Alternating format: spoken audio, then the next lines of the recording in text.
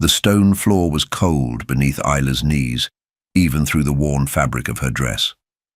Her hands were raw, the bristles of the old scrub brush biting at her skin with every stroke. The scent of bleach stung her nostrils, but she didn't dare cough, not with Beta Silas watching. He leaned against the doorframe, arms crossed, his lip curled in disgust. "Mr. Spot, maid." Isla bit her tongue and scrubbed harder, focusing on the grey grout between the floor tiles. The great hall had to be spotless before the Northern Alpha's arrival, and Silas had chosen her to clean it alone, as punishment, not because she was the only one available, because she was the easiest to punish. Her hair had come loose from its tie, copper strands clinging to her damp forehead. She pushed them back with the back of her hand, smearing cleaning solution across her skin. Silas stepped forward, boots clicking. "I said you missed a spot." She stiffened. "I'll get it." He crouched beside her, grabbing a fistful of her hair and yanking her face upward. Isla sucked in a sharp breath. His smile was poisonous. "Don't think you can slack just because the Northern Alpha's visiting. He doesn't give a damn about Omegas, no one does." "I wasn't slacking," she said quietly. Wrong answer. The slap came quick, his backhand cracking against her cheek hard enough to make her vision go white for a moment. She didn't cry. She never cried anymore. He dropped her hair and stood. "Finish the floor. If it's not gleaming by the time I get back, I'll have you scrub the kennels with your tongue." She waited until his footsteps faded. Then she exhaled shakily and pressed a palm to her stinging cheek. Just a little longer. She told herself that every day. Just a little longer. The air changed before he even crossed the border. A chill swept through the courtyard, sending whispers between the pack guards as the first rider came into view, followed by 6 more, all dressed in dark leather and cloaks the color of ash. Their mounts were massive black steeds with eyes that gleamed unnaturally, and their riders didn't speak. Then he came, Victor Thorne, the alpha of the Northern Ironclad Pack. He rode alone, slightly ahead of his men. His face was partially shadowed, beneath a dark hood, but even at a distance, his presence radiated power like a silent storm. Pack Alpha Hadrian and Beta Silas stood at the entrance to greet him, spines straight, smiles forced. Victor dismounted without help, his tall figure unfolding with precise grace. He moved like a weapon, controlled, lethal, beautiful, in a way that could only come from absolute danger. "Alpha Thorne," Hadrian greeted. "Welcome to the Hollow Pines Pack. We're honored to host you." Victor's gaze swept the courtyard. "Where is the girl?" Hadrian blinked. "Girl?" Victor's eyes narrowed. "The Omega maid I requested. I was told she would be assigned to my quarters." "Of course," Silas cut in quickly. "We'll have her sent up immediately." Victor said nothing. He simply turned and began walking, his men flanking him. The silence in his wake was deafening. Isla's hands trembled as she held the tray. A pair of black boots rested on it, muddied from travel, dirt clinging to the thick soles. She stared at them like they might bite. "Take them to him," the guard instructed, bored. "I thought I was just to clean them," Isla said cautiously. "You are, but he wants to watch." Isla swallowed hard and nodded. She carried the tray up the spiral staircase, heart pounding in her throat with every step. When she reached the guest wing, the door was already ajar. "Enter." The voice was cold, deep, commanding. Isla pushed the door open and stepped inside. The chamber was large but sparse. A fireplace crackled at the far end. The Alpha sat in an armchair beside it. His cloak hung neatly over the backrest. He wore only a black shirt and trousers now, one leg crossed over the other. His eyes lifted as she entered. Isla froze. His gaze wasn't just piercing, it was ancient, not in age, but in weight, like his soul had seen things no one should have survived. His eyes were silver, not light grey, silver, She lowered her head. Alpha, I was sent to... I know why you're here, he said. On the floor. Now, Isla knelt, setting the tray down, and picked up the brush. She started scrubbing. Victor didn't speak. He watched her work, eyes tracing every movement, like a predator studying prey. The silence made her skin itch. You're shaking, he said suddenly. She paused. It's nothing. I don't believe in lies, little Omega. She said nothing. A low sound rumbled from his chest. His wolf. Her breath caught. Victor leaned forward, elbows on his knees, his gaze locked on her like a hunter ready to pounce. What's your name? Isla. His nostrils flared. Isla. He said it like a discovery, like her name tasted like a secret. Then he stood. She flinched instinctively, expecting pain, but he simply walked past her and closed the door behind her, with a click. Locked. Leave. Us! Victor ordered his guards the next morning. They obeyed instantly. Isla stood just inside his chambers, hands folded in front of her, eyes cast down. She had no idea why she'd been summoned again. He circled her slowly. Your scent is... wrong. She blinked. Wrong? Masked, he corrected. They've been suppressing your wolf. She stiffened. How did he know? Victor stepped closer, his voice dropping. They've been starving her, breaking her, but she's still in there. Isla shook her head. I don't shift. No, he murmured, voice like steel wrapped in velvet. But she still breathes. He inhaled again, and this time something changed. A sound left his throat low and dangerous. Not human. His hand shot out, grabbing her wrist. She gasped, but before she could pull away, he pressed his nose to her skin, then her neck, then froze. His fingers trembled, his eyes darkened. He stepped back, slowly. Mine, he said hoarsely. Isla's heart dropped. No, she whispered. Victor's head tilted. You don't feel it? I don't want it. He didn't move, didn't blink. That doesn't matter. She stepped back. Yes, it does. His jaw clenched. You belong to me. I'm not property. A beat passed. Then he nodded. Once. You're right. Surprised, she opened her mouth, but he interrupted. You're not property. His eyes glittered. You're a gift. The news spread like wildfire. The ruthless Alpha Victor Thorne had declared a filthy, mute-blooded Omega as his mate. The pack was stunned. Some laughed. Others looked at Isla like she was cursed. Silas didn't laugh. He cornered her behind the kitchen 1 hour later. You knew, didn't you? He snarled. You put yourself in front of him on purpose. I didn't. He slammed her against the wall, forearm pressing into her throat. If he marks you, you'll leave with him. No more scrubbing, no more punishment. Just a pretty collar and a cushioned bed. Is that the plan? Tears stung her eyes. I didn't ask for this, he sneered. Doesn't matter. You're not going with him. Isla didn't reply. That night she packed her few things and slipped out through the back gate. She didn't make it far. Victor stood by the trees. She stopped short. You're running, he said, voice unreadable. I have to. He stepped forward slowly. You are mine. No, I'm not, she snapped, louder than she meant. He looked at her for a long moment, then, shockingly, he stepped aside. I won't chase you, he said. She blinked. But know this, Isla, he continued. Voice like thunder, the bond will only grow. You'll feel it pulling. And when it drags you back to me, you'll come on your knees. Her wolf stirred inside her chest.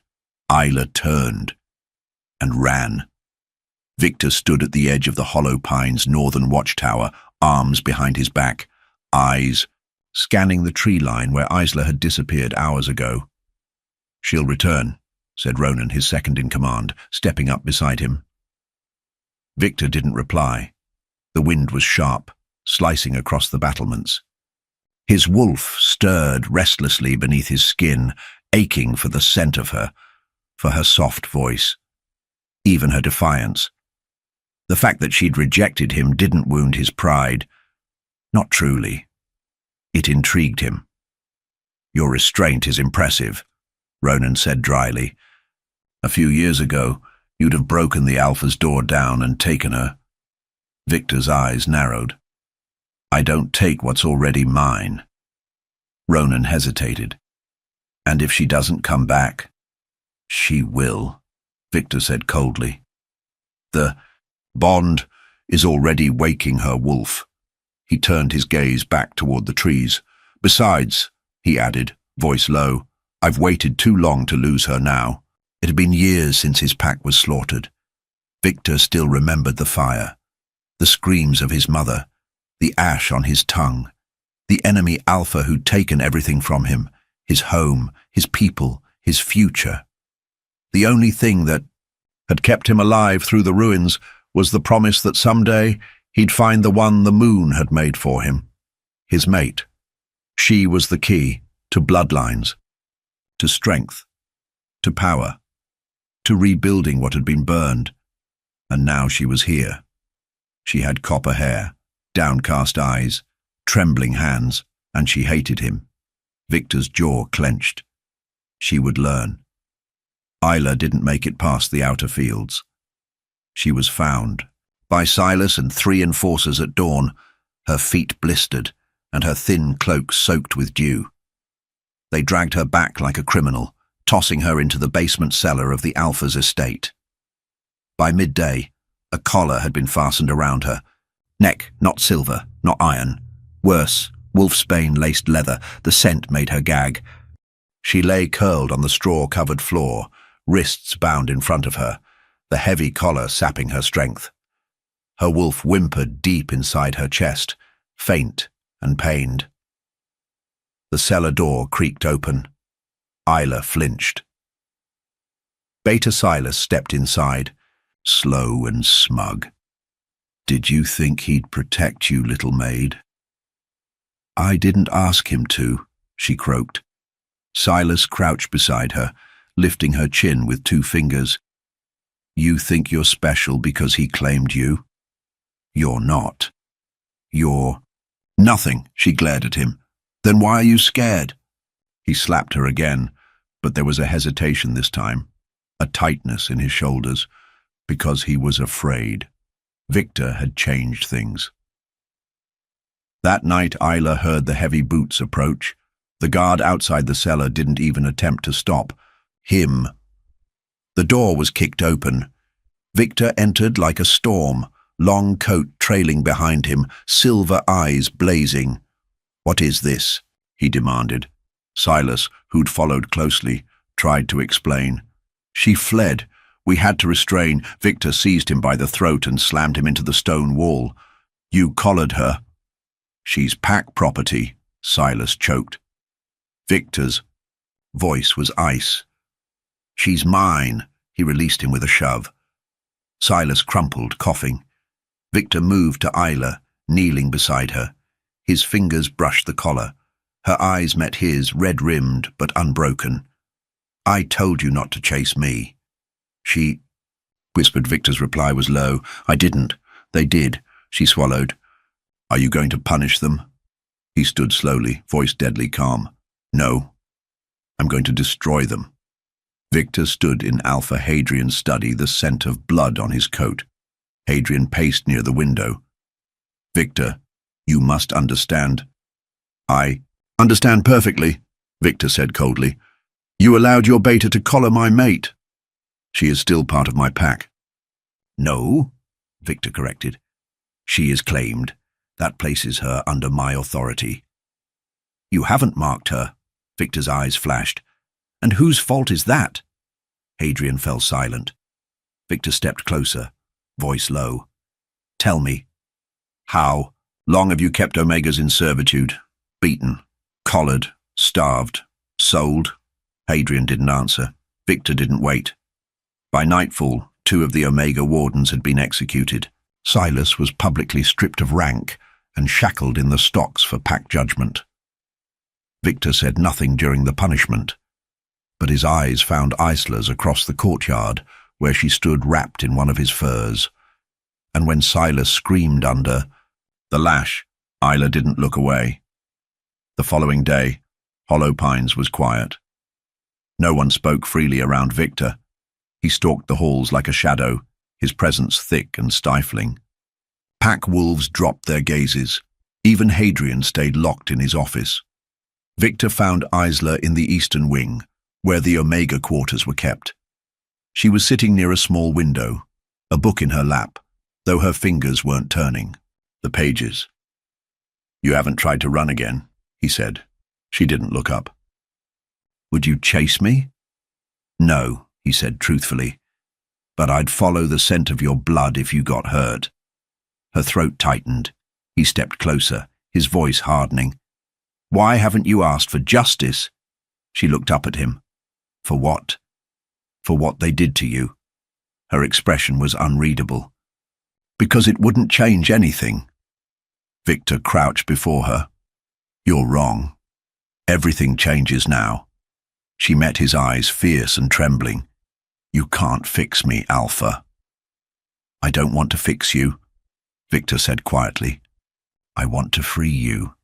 A silence stretched between them, then softly, "What if I don't want to be anyone's?"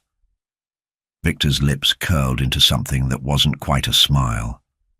"Then I'll make you want to be mine." The hall was filled with tension. Victor stood at the center of the pack gathering, eyes sweeping the crowd. Isla stood beside him, wrapped in a cloak of soft grey fur, the collar gone. Her wrists were bare. Her chin was lifted, though her hands trembled. "I have come to collect what belongs to me," Victor said, his voice sharp as steel. Alpha Hadrian stepped forward.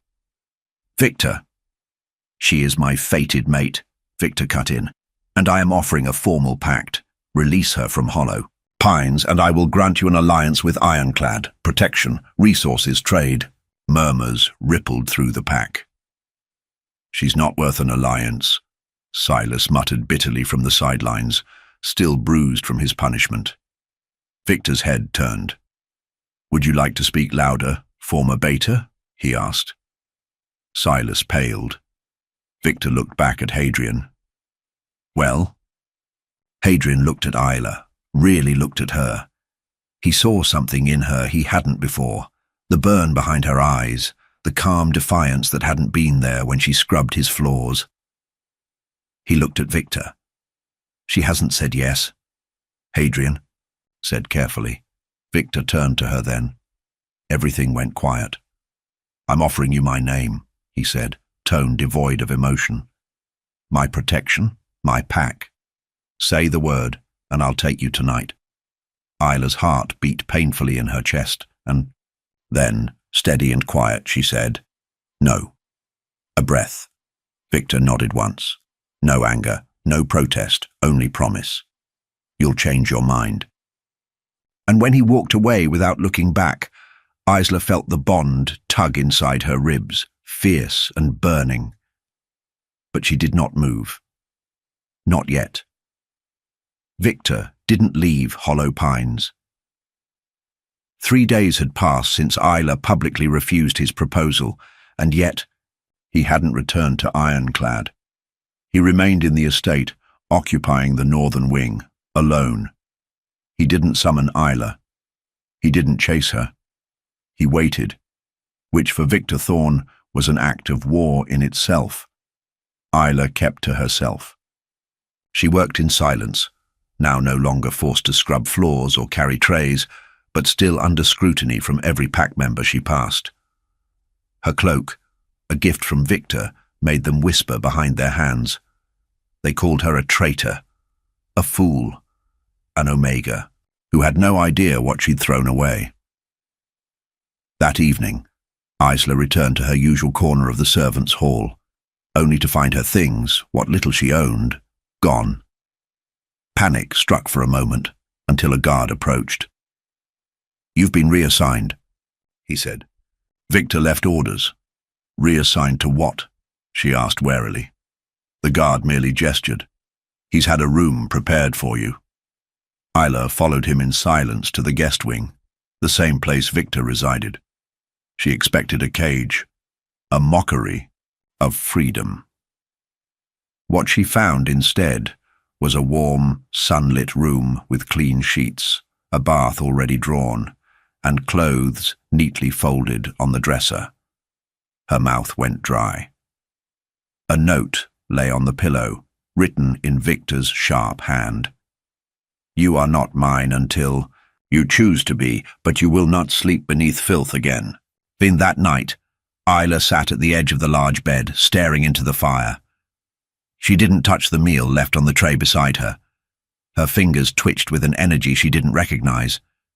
Inside her chest, something stirred, like a voice, trying to whisper through thick glass, her wolf. She hadn't shifted since she was 12. The first time had been terrifying, the last time, painful. Her body hadn't taken to the change. Her wolf had whimpered, faltered, and retreated. After that, the pack had labeled her defective, a broken omega. She was kept in the kitchens, made to work, not fight, not howl, not run. But now, something had changed. The door creaked. She turned sharply to find Victor in the doorway, one gloved hand on the frame. He didn't enter. "You didn't eat," he said. "I'm not hungry." His gaze drifted to her bare feet against the fur rug. "Your scent's changing." She stood slowly, eyes narrowing. "Stop watching me." "I'm not watching," he said smoothly. "I'm waiting." He stepped closer, voice cool and precise. "Your wolf is surfacing." "She's restless." "I don't shift." "You will." Her fists clenched. "What if I don't want to?" Victor studied her. "It's not about want. It's about truth. You've been starved so long, you don't even recognize your own soul." She turned away. "Don't speak like you know me." "I know pain," he said. That stopped her. "I know what it is to kneel in ash and pretend it's home, to bury your teeth when you want to scream. You think I want your submission? Isla, I want your freedom." She faced him slowly. "And then what? You take me to your mountain fortress and put a crown on my head." He tilted his head. "No." His next words were spoken like a vow. "I put my crown at your feet, and you decide whether I wear it." 2 days later, the Hollow Pines pack held a feast in Victor's honor. It was customary, political. A performance of peace between alphas, nothing more. Isla wanted to skip it, hide in her room. But when she opened her closet that afternoon, a red dress hung from the hook, a deep crimson shade, elegant but modest, with soft sleeves and a silk bodice. A note pinned inside read, "Wear this, or don't. But you should be seen." She didn't know why she put it on. Perhaps to prove he had no power over her, perhaps because a small, maddening part of her wanted him to look. When she entered the main hall, all eyes turned. The music slowed. Even the servants stared. She looked nothing like the girl who once scrubbed boots on her knees. Victor stood at the far end, speaking with Alpha Hadrian. His eyes flicked toward her the moment she stepped in, and the conversation stopped.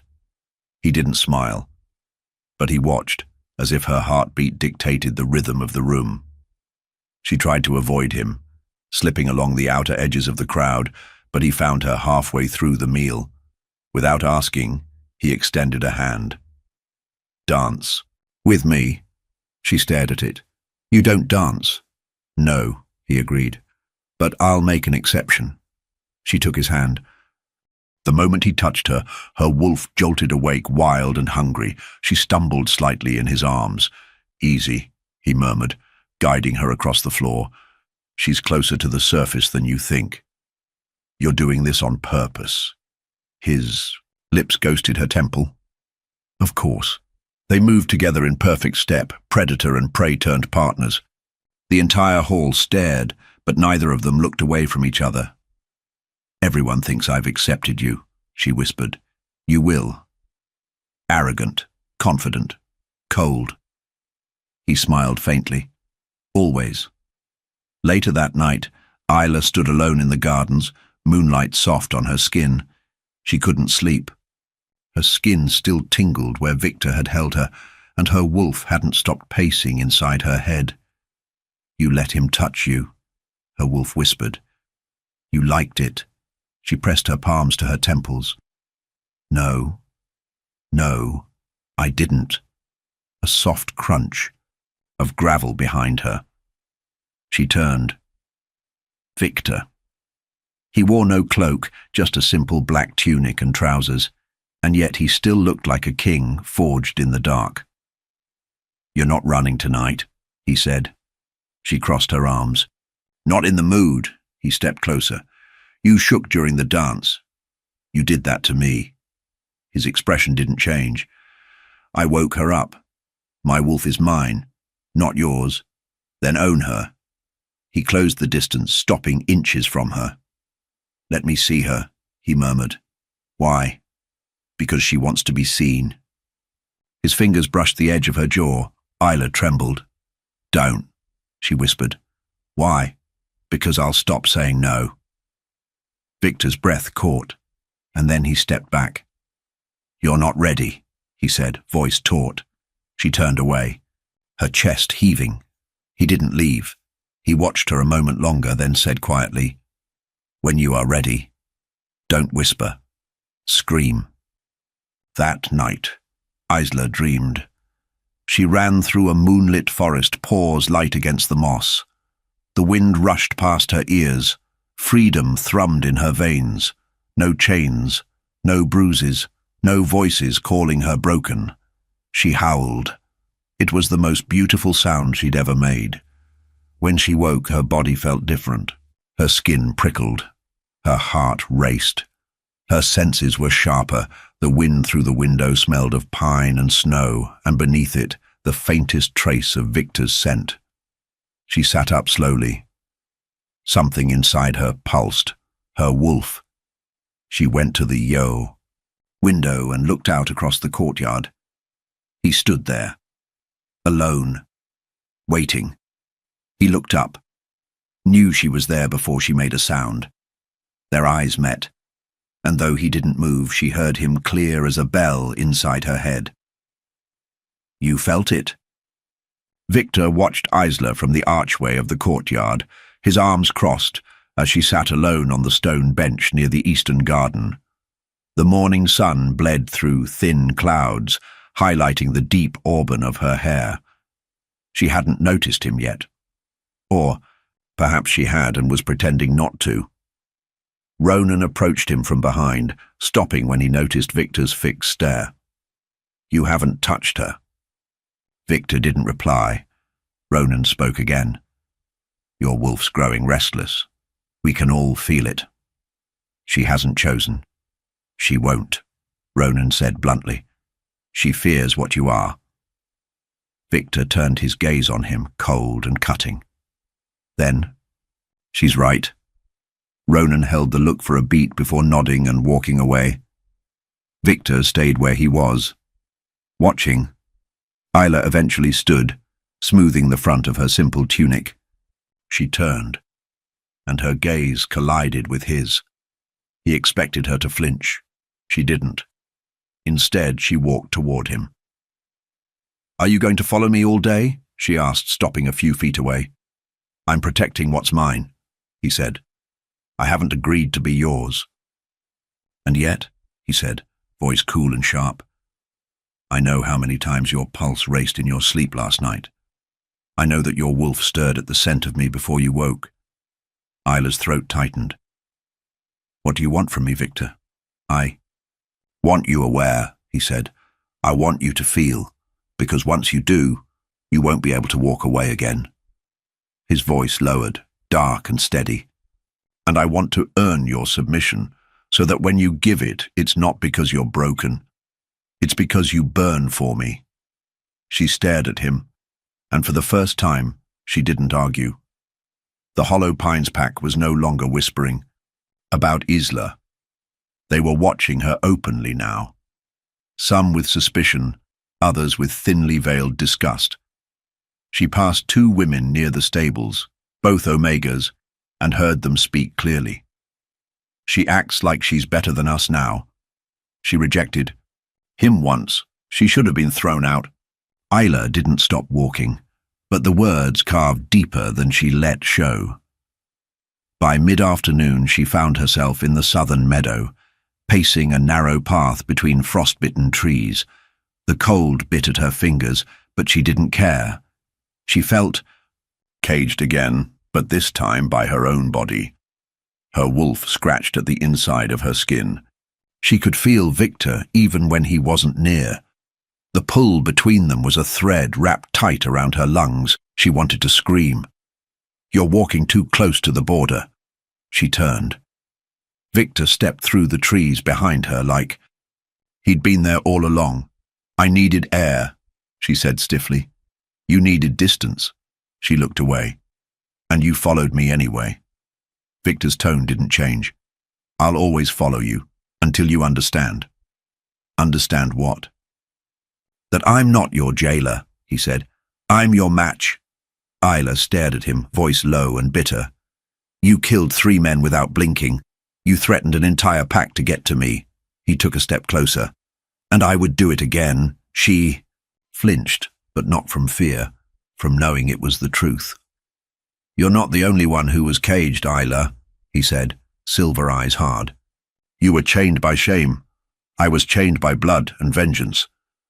But we're both standing here now, free to choose." "I don't know what I want," she admitted. He nodded once. "Then figure it out." And with that, he turned and left.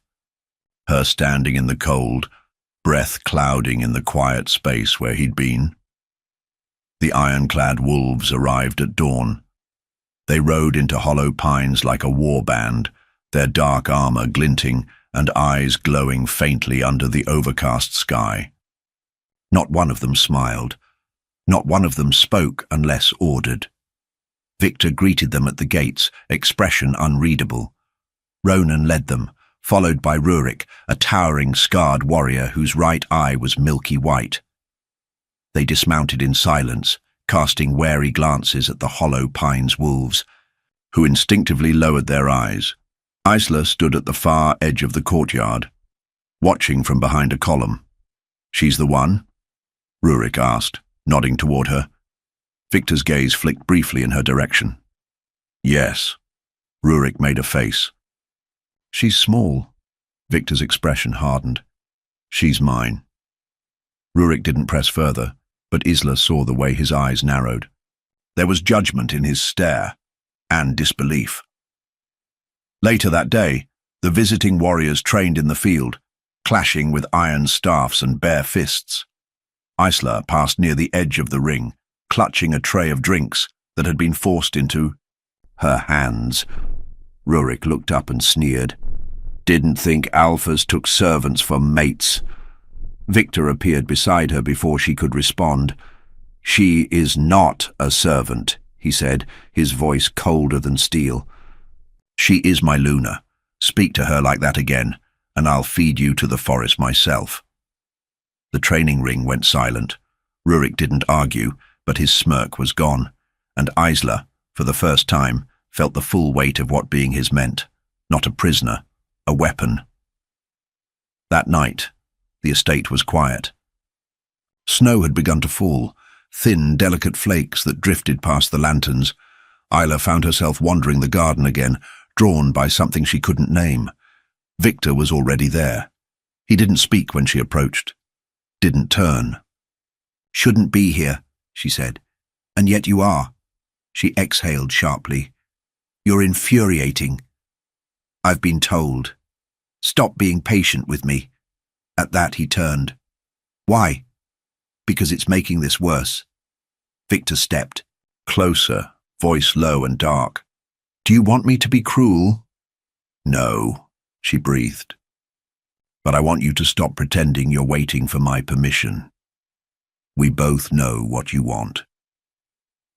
He said nothing. So she stepped forward, slowly. Tension thrummed between them. Her fingers touched his jaw, and she lifted her face and kissed him. It was clumsy, brief, not the kind of kiss one shared with an alpha, but it was hers. When she pulled back, breathless, she looked up at him. Victor didn't move. His eyes were molten silver, burning with restraint, and then suddenly he grabbed her wrist, pulled her close, and kissed her back, hard, possessive, devouring. When he finally pulled away, his forehead pressed to hers, he growled, "You're playing with fire, little Omega," she whispered. "I think I want to burn." The next morning, Alpha Hadrian summoned Victor to the council chamber. The mood was tense. Hollow Pine's elders sat in stiff silence while Victor remained standing, arms folded, flanked by Ronan and two of his ironclad wolves. Hadrian cleared his throat. "We've received word from Red Ash territory. Alpha Fenric claims you're provoking instability by staying here. He's threatening to withdraw from the neutral pact." Victor's jaw flexed. "Then let him." "This is dangerous, Victor. Dangerous was letting Silas run unchecked. Dangerous was chaining Omegas in the dark." "I've brought order to this cesspool you call a pack," Hadrian bristled. "You've brought fear." "I am fear," Victor said coldly, "but I can also be protection." "What exactly do you want, Thorne?" Victor's voice lowered to a threat. "Isla. She doesn't want to go with you. I won't force her." Hadrian leaned forward. "Then why are you still here?" Victor stepped closer to the table. "When she says yes," he said, calm as a blade, "I want your word. You'll let her go, clean, no tricks, no chase." Hadrian hesitated. "You have it." Victor turned on his heel and left. As the door shut behind him, one of the elders muttered, "He's more beast than man." Hadrian rubbed his temple, and yet somehow he might be the only one who's ever treated her like she mattered. It started with a whisper, "She's the reason Alpha Fenric threatens war." Then a louder mutter, "Victor won't leave because of her." By the end of the day, Isla couldn't walk 10 steps through the estate without hearing her name like a curse on someone's lips. A young gamma shoved her shoulder in the hallway. A cook pretended not to see her when she asked for water. Even the Omegas who used to sit near her in the servant quarters avoided her gaze now. When Isla stepped into the hall where the weekly trade assignments were posted, she froze. Her name wasn't there. She'd been removed from all duties. Isla turned slowly and found Alpha Hadrian watching her from the end of the corridor. He approached with a calm, unreadable expression. "Is there a reason I've been removed?" "From rotation?" she asked quietly. "You're no longer pack property," he said. Victor made that clear. "I'm not his mate." Hadrian raised a brow. "No, but you kissed him in my garden, and the moment you did, you became his problem." She bristled. "So, you punish me for his presence?" "I shield this pack," Hadrian said. "Not wandering hearts." Isla stepped closer, voice low and cold. "I was your servant for nearly a decade. I scrubbed your floors, washed your blood-stained linens, cleaned up after your banquets, and now I'm dirt because someone powerful sees value in me?" "You were dirt long before he came," he replied. She didn't flinch, but her wolf did. Victor was right. She was tired of kneeling. Victor stood on the overlook behind the Hollow Pines keep, hands clasped behind his back, eyes fixed on the twilight horizon. The ironclad crest gleamed on his shoulder. He didn't turn when Isla stepped beside him. "They blame me," she said. "I know. They're going to hate me until you leave." "I'm not leaving." She exhaled sharply. "You don't have to keep protecting me." His gaze slid to her. "I'm not protecting you." "Then what is this?" Victor turned fully, and for a moment his expression softened. Only a moment. "This is restraint," he said. "Every second I'm near you.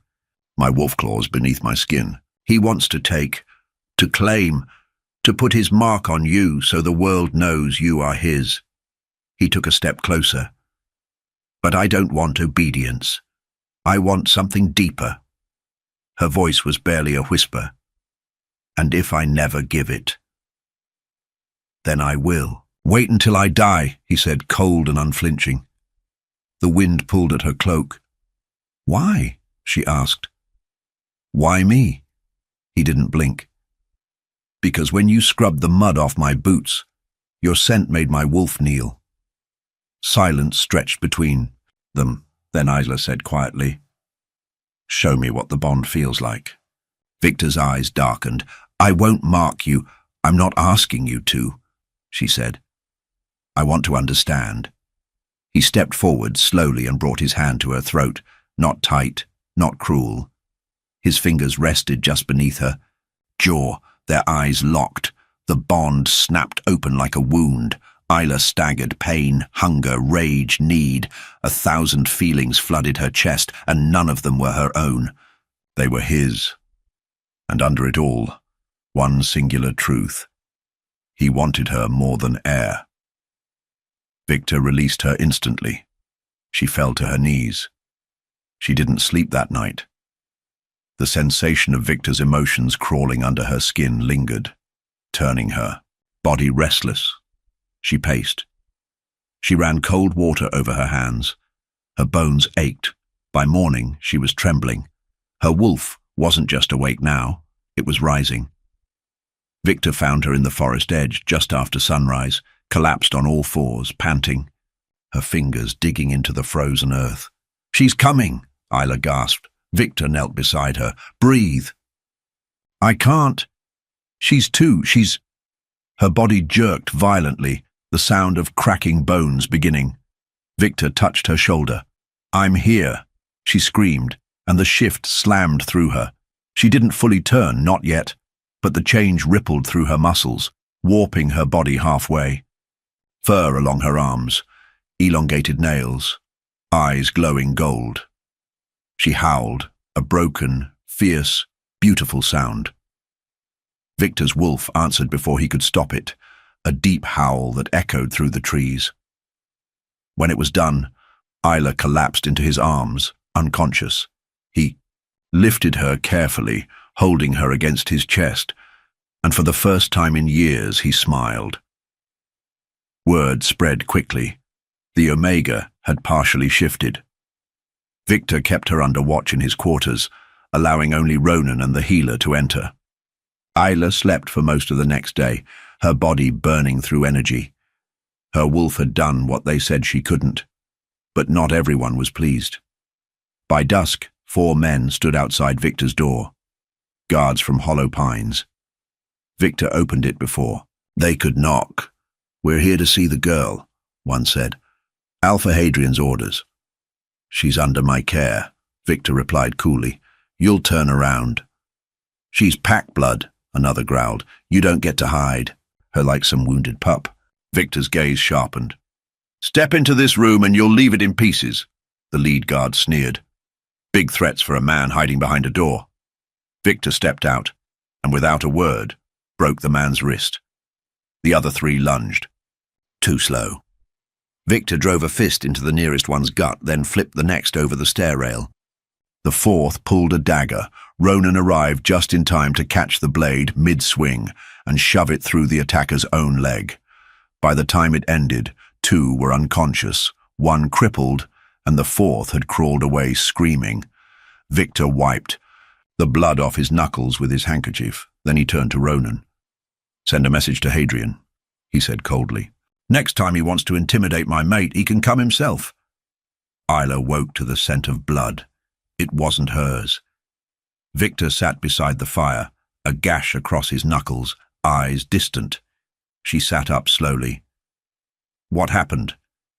"Hadrian sent guards." Her chest tightened. "To take me?" Victor didn't answer. Instead, he stood and walked to her. He knelt beside the bed. "I will kill anyone who touches you," he said. Do you understand that now? Isla looked into his eyes, silver, brutal, honest. I do. He reached for her hand. And your wolf? She knows, Isla whispered. She's awake now, and she's not afraid anymore. He leaned closer. You don't belong in hollow pines, he said. They would rather bury your power than watch you bloom. And you? His voice was a vow. I would build you a throne and dare the world to knock you down. Her heart pounded. He didn't kiss her. He didn't need to, because something deeper had already been exchanged. She had accepted him. Not completely, but enough to burn. It had been 2 days since the fight in the hall. 2 days since Victor shattered the Hollow Pines guards without hesitation. And 2 days since Isla had looked into his eyes and told him she wasn't afraid anymore. She now slept in his quarters, though the bed remained untouched by anything more than closeness. Victor never pushed, never presumed. He simply watched. The snow outside fell heavy that morning. Isla stood near the tall glass windows wrapped in one of Victor's heavy black coats, staring out at the garden she once bled in. He approached from behind, his steps as soundless as always. Tomorrow, he said. She didn't turn. What happens tomorrow? Victor's tone was ice and command all in one. I invoke a formal claim of lunar bonding before the council. Her heart stuttered. And if I refuse? She asked. You walk free, he replied. I will not mark you. Without your consent, Isla turned slowly. But that's not what you want. No, he said, voice low. What I want is to burn my mark into your throat so every alpha who breathes in your direction knows they've already lost. His eyes were fire under snow. She whispered, Then why give me the choice? Victor stepped close, his hand brushing her cheek. Because claiming what's mine means nothing if I become what they were. And you are not a possession, Isla. You're the wolf the gods buried in silence and prayed never woke. A silence stretched between them. Then Isla spoke quietly. And if I say yes? Victor's gaze sharpened. Then you become untouchable. That evening, Rhyne found Isla alone in the training courtyard, her cloak barely shielding her from the cold. You're stronger than they said, he offered, hands in his coat pockets. I don't feel strong. Rhyne gave a dry smile. Victor doesn't give his loyalty freely. He doesn't bend for anyone, not even me. You've changed him. I haven't done anything. You exist. That's more than enough. She turned to him. You've known him a long time? Since he was a boy. I was the first to pull him from the ash after his pack was slaughtered. He didn't cry. He didn't speak. He just stood there while his blood soaked the snow. Isla's throat tightened. And now he rules. Now he waits, Rhyne corrected. For you. He paused, studying her. But you should know something before you say yes tomorrow. Isla's spine stiffened. Rhyne lowered his voice. Victor's not just searching for a mate. He's fulfilling an old blood rite, one passed down in the Thorne line. A rite? Rhyne nodded. The alpha heir can only claim power fully. Through his bond. If you accept the mark, you don't just become his lunar, you become the conduit that completes his reign. Isla's heart raced. So this was always about power. I'm not saying he doesn't want you, Rhyne said. I'm saying, make sure you want him, not just the bond. Victor rarely entered the northern wing of Hollow Pines, but Isla, curious and unsettled by Rhyne's words, found herself wandering there alone late that night. She found the door by accident, an iron latch, half frozen. No guards. She slipped inside and descended stone stairs into what appeared to be an old war chamber. Dust, maps, ancestral symbols etched in the walls, and a stone table at the center. On it, a leather-bound book marked with the sigil of a howling. Wolf set in flame. She flipped it open. Victor's family crest. Bloodlines, rights, the worm oath, and the words, "When the fated mate of a Thorne heir is bound, the bloodlines will rise, and the full strength of the ancients will return." Isla stepped back. This wasn't just about love, it was legacy, power, an old magic far older than she could comprehend. "You shouldn't be in here." She turned. Victor stood in the doorway, arms folded. "I needed to know," she said. Victor walked toward her slowly, every step deliberate. "And now that you do, you planned this," she whispered. "You didn't just stumble across me, you sought me." "I hunted you," he corrected, "but I never intended to find you. Not like this." She trembled. "So I'm just a vessel?" Victor's voice dropped to a near snarl. "You're everything, and if I had known what the bond would ask of me, I would have come sooner." He stepped close. "No one will ever use you again, Isla. Not even me." Her voice broke. "Then why does this still feel like a choice I'm not allowed to make?" "Because fate doesn't wait for permission," he said darkly. "But I will." The next morning, the council chamber filled with tension. Victor stood at the front, dressed in ironclad black, his presence suffocating. Ronan flanked him, with Rurik and the rest of the ironclad wolves standing behind like sentinels. Alpha Hadrian sat on the dais, flanked by two elders and Beta Cade, Silas's temporary replacement. Isla walked into the room alone. Gasps echoed. As she approached Victor, her steps were steady. "State your intent," Elder Gerwin barked. Victor's voice was ice. "I invoke lunar bonding by right of fated claim." "Has she consented?" Hadrian asked. Victor didn't answer. Isla did. "I have not," she said clearly. "Not yet." Gasps again. Hadrian smirked. "Then this council will adjourn. I have questions," Isla interrupted. She stepped toward the elders. "If I accept, do I remain bound to Hollow Pines?" "No," Gerwin answered stiffly. "You would sever allegiance. Your blood would belong to Ironclad. And if I reject him, you return to your prior place in the pack," Victor growled. "She will not return to chains." Hadrian raised a brow. "Then she must choose." The room fell still. Victor turned to her. His jaw was tense. "What do you want, Isla?" Everyone waited, but Isla said nothing. She turned and walked out. Victor found her in the corridor, leaning against the wall, breathing hard. "I wasn't ready," she whispered before he could speak. "I didn't expect you to be," he said. She looked up at him. "You knew I'd walk away." "I hoped you wouldn't," he said. "But I knew you might." She stepped toward him. "And yet you stood there, unmoving, unbending." "I am what I am," he replied. Her fingers grazed his coat. "I've been used, beaten, collared, tossed aside like a broom in the corner. Then you walk in and tell me I'm powerful? You are. I don't feel like it." Victor took her hand and pressed it to his chest. His heartbeat thundered. "I was born to rule," he said, "but I'll kneel for one woman." Isla's eyes filled. "Then say it." He leaned closer. "You are not a tool. You are not a title. You are not mine unless you choose to be." She choked a breath. "And if I don't?" "I will still watch over you," he said. "Even if from a distance. Even if it kills me." And then Isla smiled. Just a little. "You are the most dangerous man I've ever met. And you," he murmured, "are the bravest woman I've ever seen." She didn't say yes. But she didn't say no. Not yet. And for Victor Thorne, that was enough.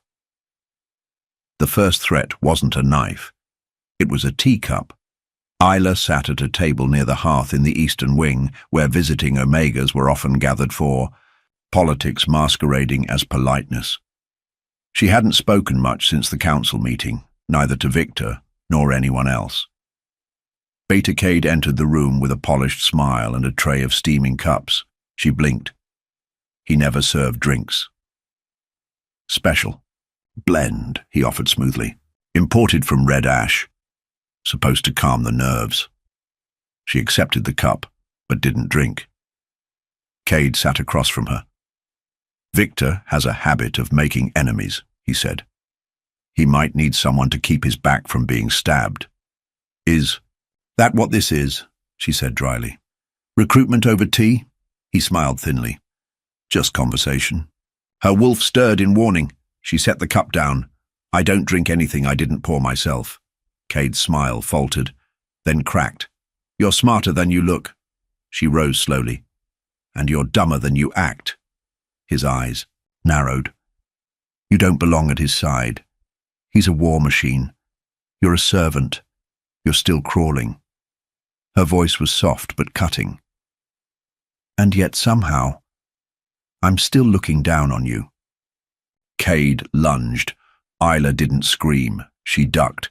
The cup shattered as he slammed his hand into the table. Then Victor was there. He moved so fast, Cade never had time to react. Victor grabbed him by the throat and slammed him into the wall with a crack. Refused your tea, Victor said coldly. And you attacked her. She's dividing the pack, Cade wheezed. You're blind. Victor's fist hit him once, hard enough to silence the air. I see everything, he snarled, and as Cade collapsed, Isla realized Victor hadn't raised his voice once, but the entire room trembled. Ronan examined the shattered teacup under candlelight in Victor's war room. Poison's faint, he muttered. Bitterroot laced with something newer. Not enough to kill you outright, just enough to paralyze. Victor stood with his arms crossed, the image of silent fury. Coward's tool. He didn't act alone, Isla said from where she stood, by the window. Victor looked at her. Explain, she nodded slowly. Cade mentioned red ash. That tea blend isn't local. Someone wants to weaken you before the Iron Summit next moon. Probably to make Hollow Pines look stronger by comparison, Anan grunted. Undermine you politically and assassinate you privately. Clever. Victor's jaw flexed. I should have gutted Hadrian weeks ago. No, Isla said softly. Both men looked at her. If you do that now, they'll blame it on fear. It'll make you look desperate. Victor stared. Do I look desperate to you? No, she said without hesitation, but you're still being hunted like you're mortal. He walked toward her. You're thinking like a lunar, she flushed. I'm thinking like someone who doesn't want to see you fall. He reached out, touched her chin with gloved fingers. I won't fall. If anyone comes for me, they'll trip over your bones first. Her heart thundered. You can't keep threatening to die for me, she whispered. Victor's voice was smooth, cruel, and low. Then give me a reason to live. They imprisoned Cade in the underchambers. Victor refused to execute him. Not yet. Not until I find the others. Isla visited the cell once, alone. Cade sat in a corner, bloody and silent. I didn't think you'd come, he rasped. I had to know if it was just jealousy or orders. He laughed bitterly. You think I'd poison a rival for love? Please. Victor doesn't love anyone. He uses what he needs until it breaks. You sound broken yourself. I served this pack for 15 years. And then he arrived with his wolves and his crown and you, and suddenly everything I did meant nothing. She crouched outside the bars. You don't hate me. You hate that I'm proof he can love someone other than conquest. His head jerked up. She met his gaze without flinching. I'm not afraid of you, and I'm not leaving him. Cade's voice turned low and mean. He'll ruin you. Same way he ruins everything. You think the blood on his hands is all from enemies? Isla stood. I don't need clean hands. I need loyal ones. When she turned and walked away, Cade didn't laugh again. That night, Victor summoned Isla to his private chamber. Not the war room, not the meeting hall, his room. She entered silently, unsure what to expect. He stood near a long wooden box on the bed. When she neared, he opened it. Inside was a dagger, bone-hilt, silver edge, ancient. This was passed down to me when I took the ironclad oath, he said. The Thorne family blade. It has never been drawn without cause. Isla stepped closer. Why are you showing me this? He picked it up and placed it into her palm. Because I don't need to mark you to prove you're mine. Her hand trembled. You're giving me your family's blade. I'm giving you the right to end me, Victor said coldly. She blinked. What?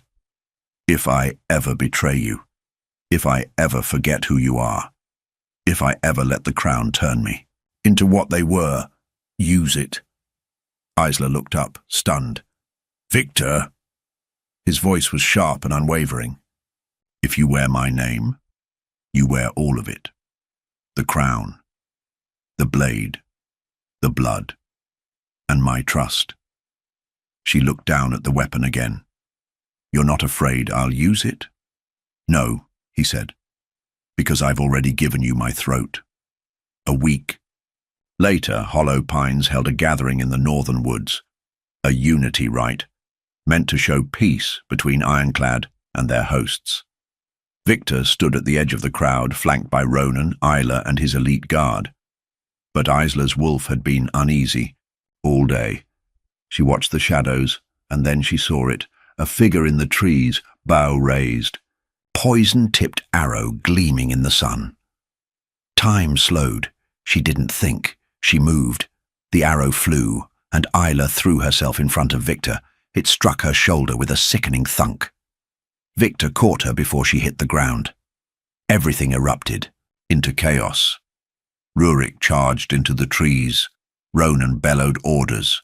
Wolves shifted. Screams echoed. But Victor didn't move.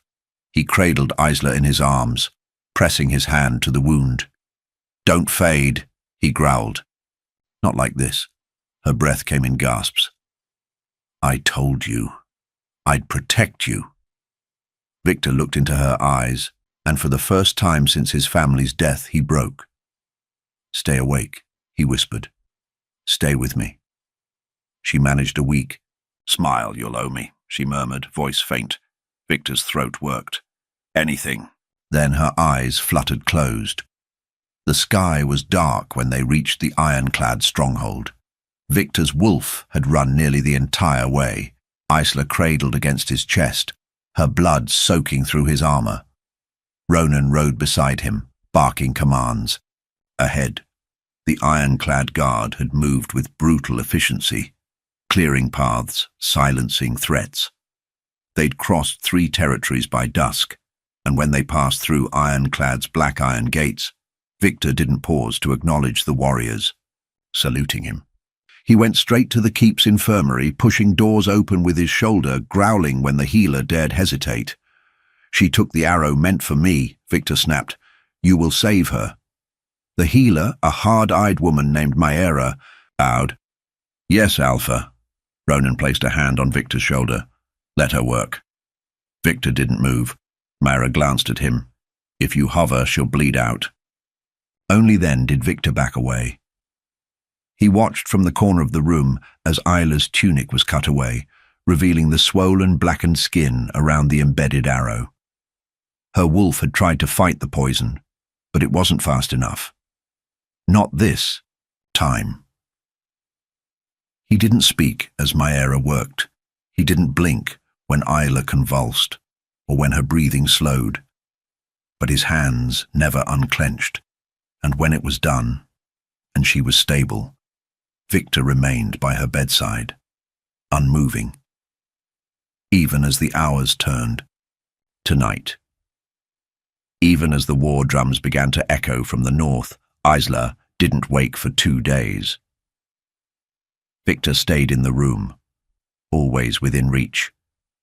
He didn't sleep, only watched her chest rise and fall, the only rhythm he trusted in the chaos. By the 3rd morning, Ronan arrived with news. Red ash crossed the eastern line. Victor didn't look up. How many? 2 warbands. Fenric isn't even pretending it's diplomatic. Victor's jaw flexed. They think I'm weakened. You are. Victor stood, The cold returned to him like steel snapping into place. Then let them come. They want her, Ronan said softly. They think she's your weakness. She is, Victor said. That doesn't mean she's undefended. Ronan watched him for a long moment. Will you go to war for her?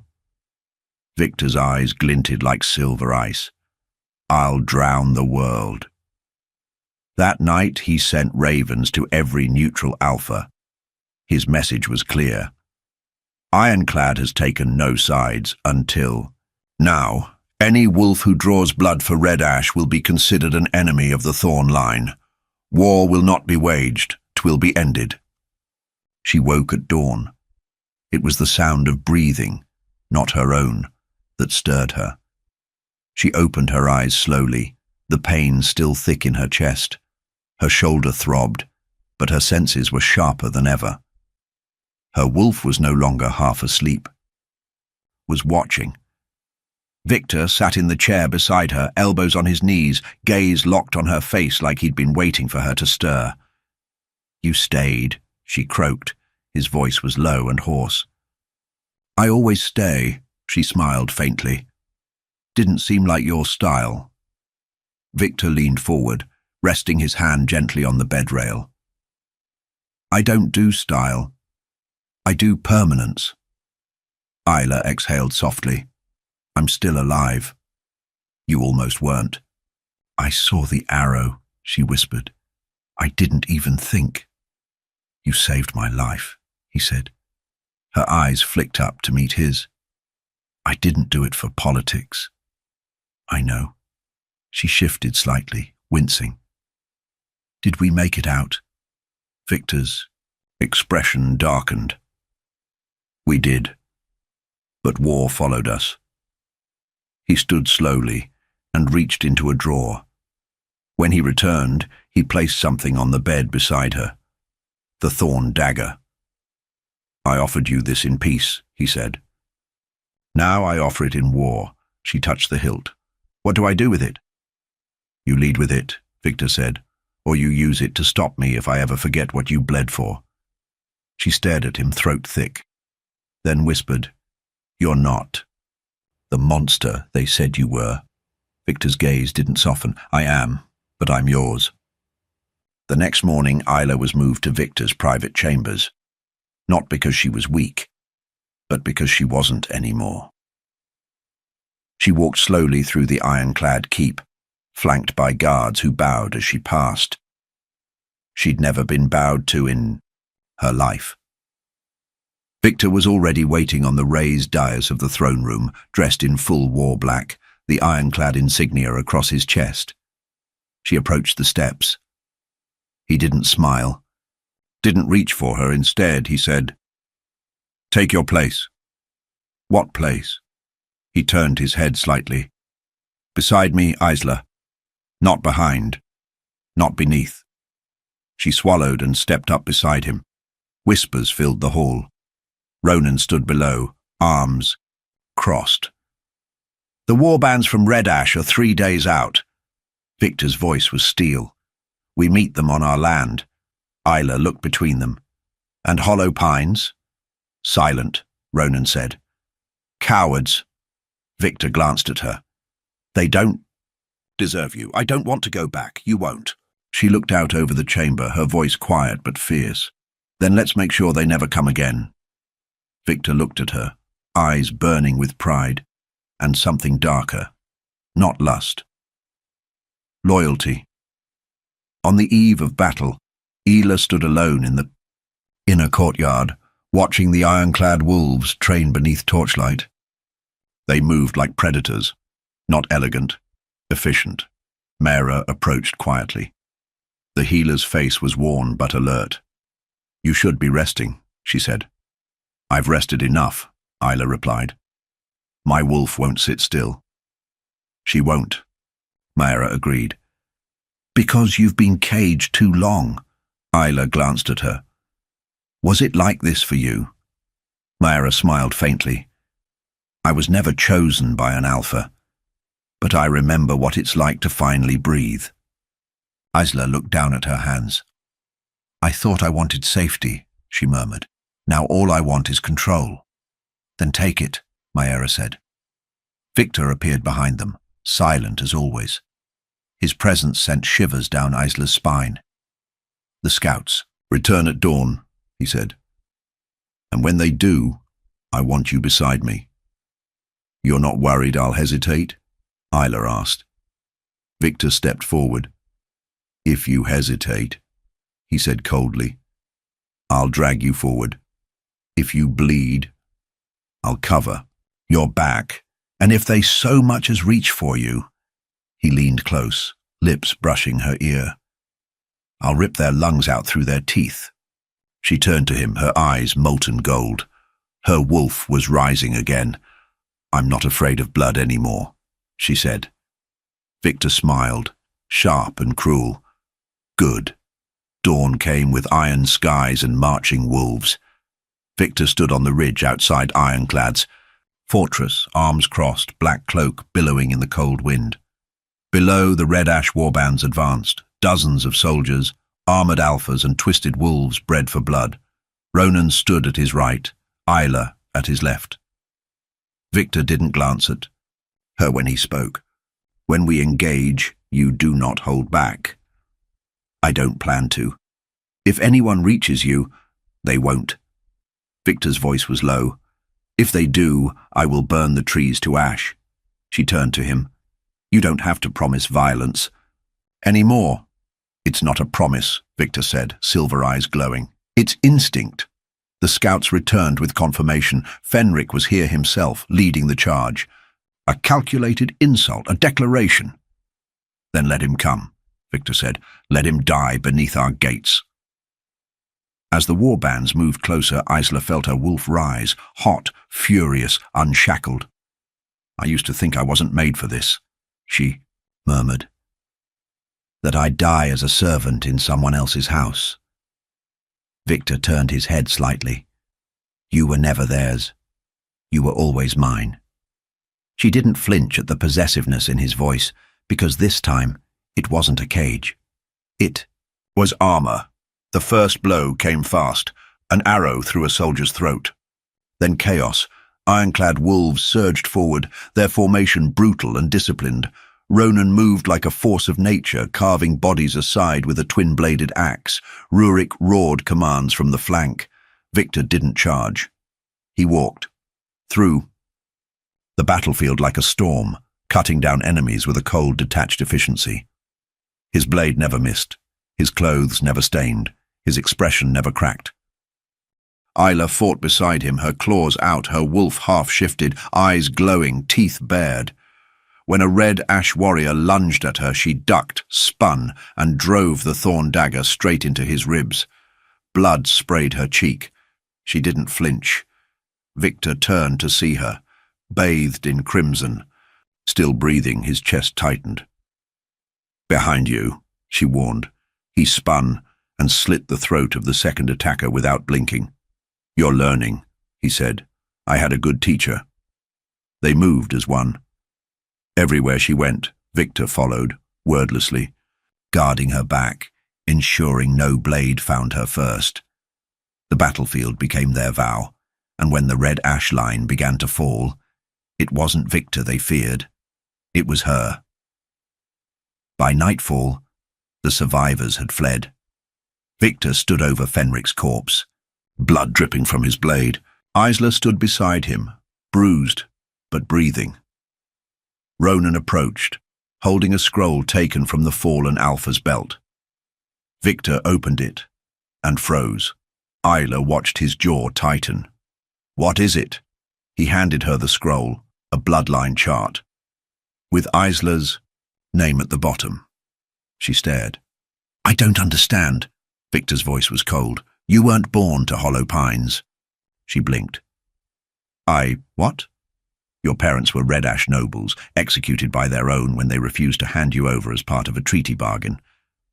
Ronan added, Hadrian took you as a servant to hide you, not out of mercy, out of strategy. Isla's knees threatened to buckle. He knew? All this time? Victor nodded. They feared your lineage. Your wolf is descended from one of the oldest packs in existence. You were never powerless, Isla. You were just silenced. Her chest heaved. They killed my family, and then made me clean their floors. Victor stepped closer, his voice like a blade, then let their blood repay the debt. The following night, the ironclad wolves lit a ceremonial pyre, not to mourn the dead, but to honor the rise of their new Luna. Victor stood before them, eyes burning, cloak cast aside to reveal his full armor, stained with war, marked with Isla's blood. I present to you the wolf who fought beside me, he growled, voice carrying over the stone courtyard. The one who took the arrow meant for my heart. The one whose bloodline predates mine, and whose spirit is stronger than any alpha. Here. He turned to Isla. You've faced war. You've faced betrayal. You've bled, not for duty, but for choice. Now I offer you mine. He drew his dagger, not the thorn blade, but the smaller ceremonial one. I offer my life, my loyalty, and my claim. If you take it, you become more than Luna. You become Queen of Ironclad. The crowd fell silent. Isla stepped forward slowly. She took the blade from him.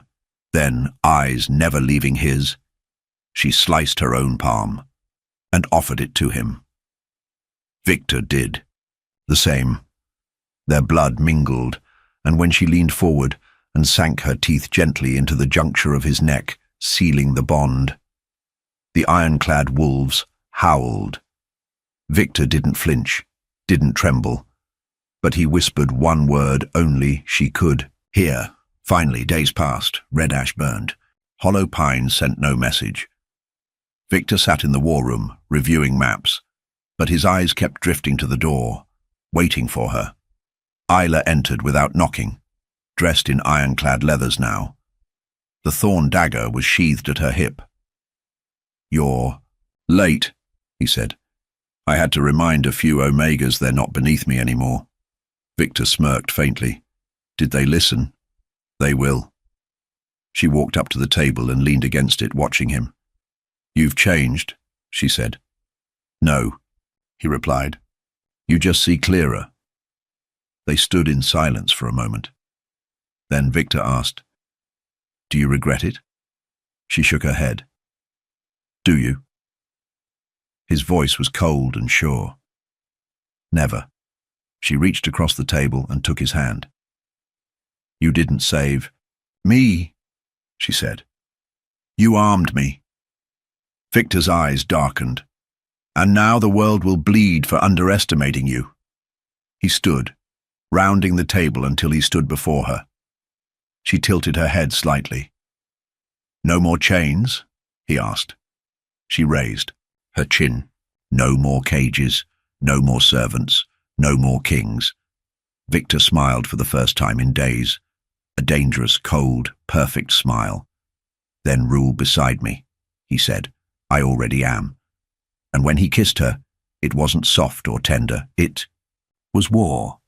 It was triumph. It was everything they'd earned through blood and fire.